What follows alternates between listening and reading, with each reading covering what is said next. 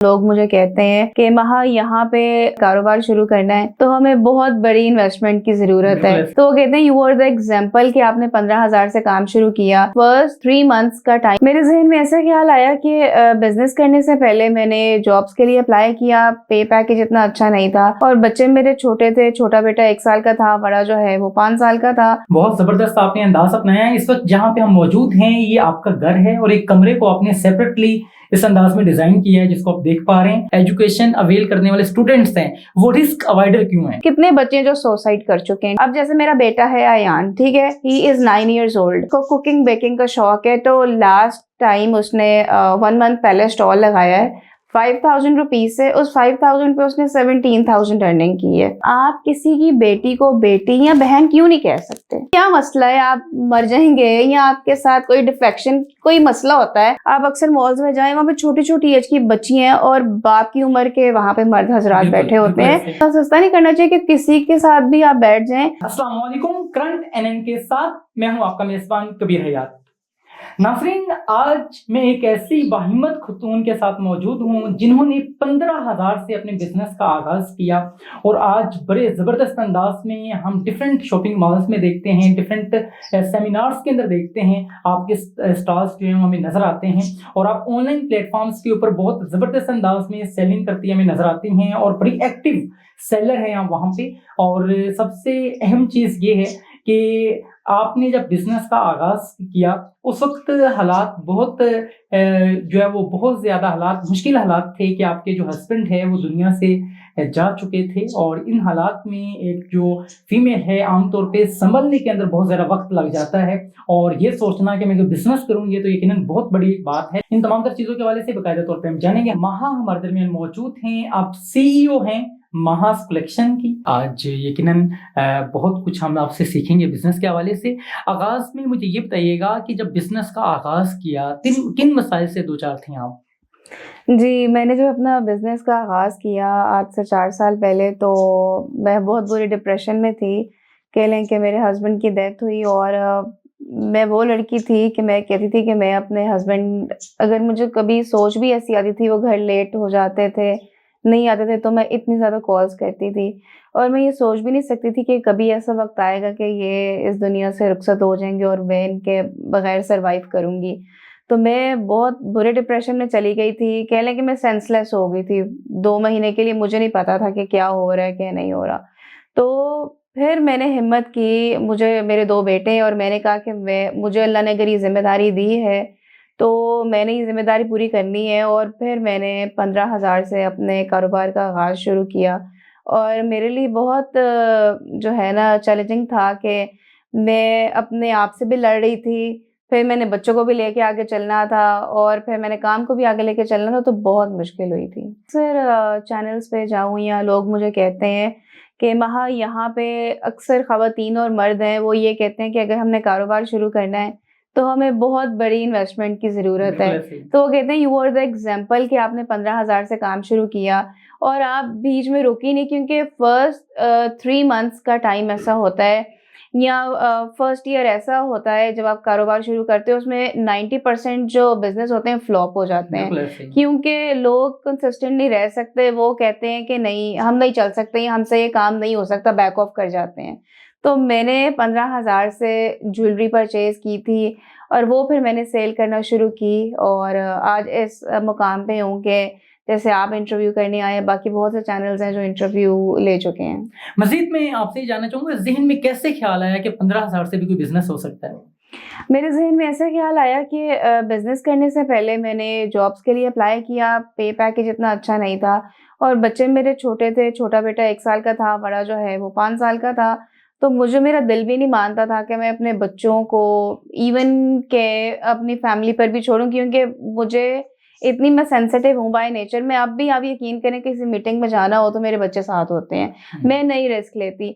तो मुझे फिर ये ईज़ी लगा कि नहीं, मुझे घर बैठ के ऑनलाइन काम शुरू कर देना चाहिए, क्योंकि बच्चों को भी टाइम दे लूँगी और काम भी कर लूँगी। और उस टाइम जो 15,000 थे जो मेरे पास थे उस टाइम पे, तो उसी से मैंने ज्वेलरी परचेज़ की और मैंने अल्लाह का नाम लेके कंटिन्यू किया।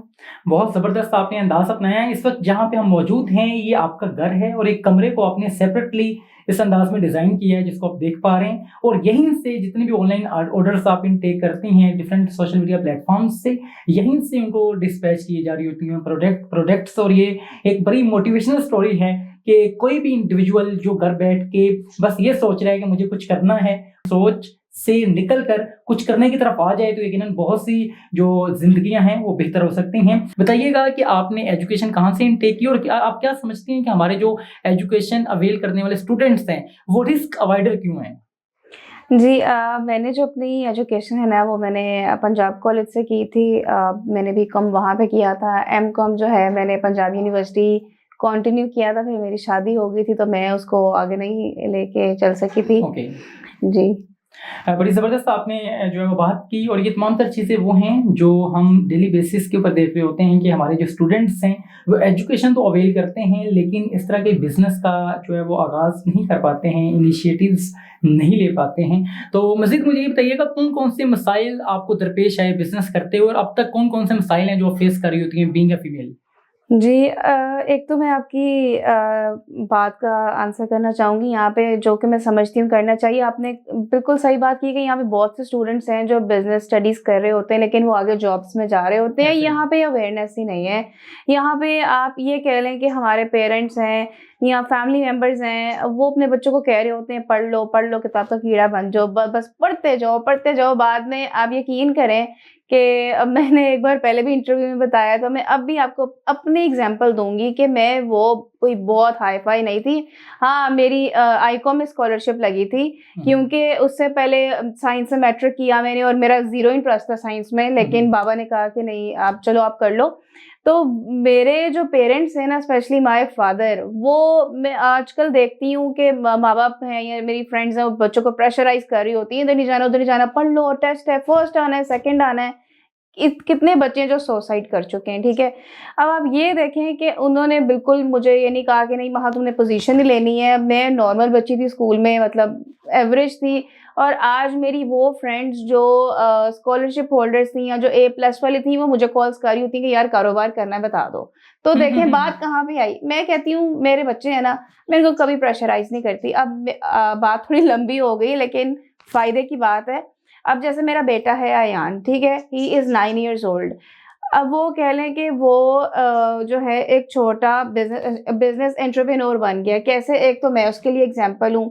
दूसरा, उसने अपनी पॉकेट मनी इकट्ठी की हुई है और उसने अभी उसको कुकिंग बेकिंग का शौक है, तो लास्ट टाइम उसने 1 मंथ पहले स्टॉल लगाया है।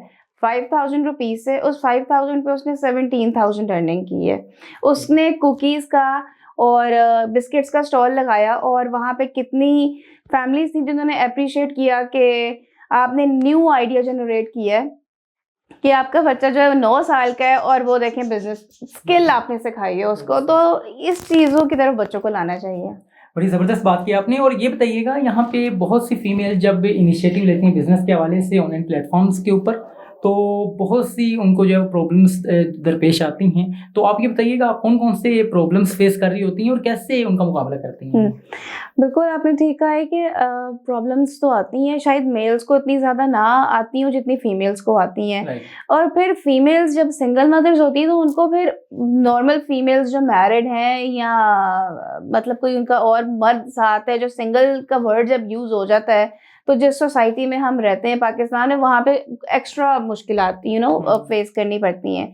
वो ये है कि आप किसी मीटिंग में गए हैं या किसी सेमिनार में गए हैं, वहाँ पे सॉरी टू से कि कुछ मर्द हज़रात ऐसे होते हैं। मेरा ना एक क्वेश्चन होता है, मैं कहती हूँ कि आप किसी की बेटी को बेटी या बहन क्यों नहीं कह सकते? हुँ। क्या क्या मसला है? आप मर जाएँगे या आपके साथ कोई डिफेक्शन कोई मसला होता है कि हम अपने घर में माँ-बहन को बहन कहते हैं, लेकिन किसी की माँ-बहन को हम बहन या बेटी नहीं कह सकते। हमारा यही होता है कि नहीं यार, किसी तरह हमें फ़ायदा मिल जाए, दोस्ती, फ्रेंडशिप कर लें।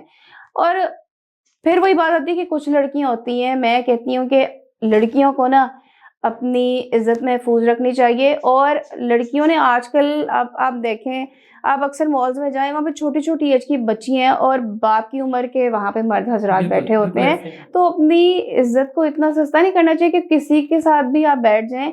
आप अपने आप को इतना वैल्यूएबल बनाएँ कि कोई बात करते हुए भी सोचे। उसको शट अप कॉल देना सीखें। लड़कियों को यहाँ पे माँ-बाप को, फैमिली मेंबर्स को, भाइयों को ये सिखाना चाहिए कि हम आप लोगों के साथ हैं। यहाँ पे हम लोग डरा देते हैं कि नहीं, अब जो कल्चर है हमारा कि नहीं, उससे नहीं, उससे नहीं। देखिए, मर्द बहुत-बहुत अच्छे हैं।